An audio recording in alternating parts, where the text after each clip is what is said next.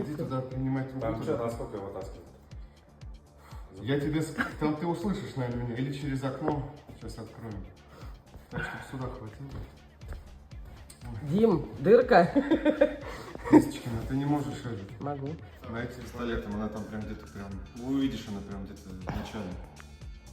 Пеномонтажную. С пистолетом, да. Ладно. Ладно?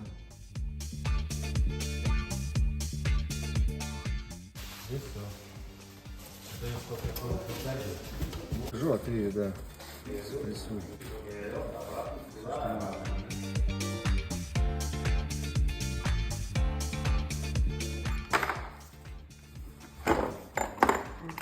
Мама Джан.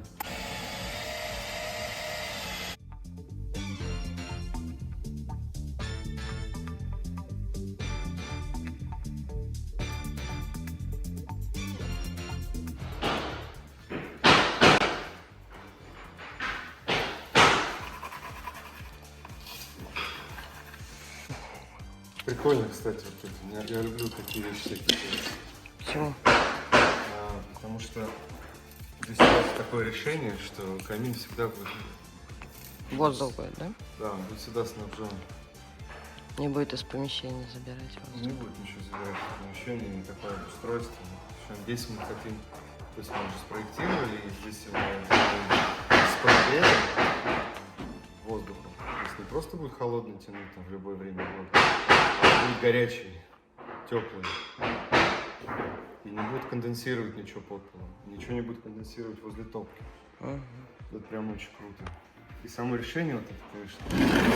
Денис, он видит, он технолог, он мастер работ.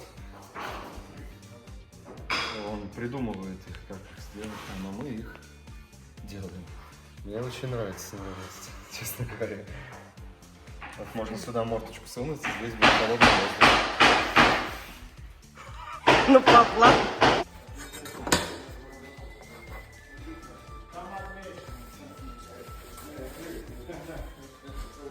Ну, уже все, закрыли. Нет, еще.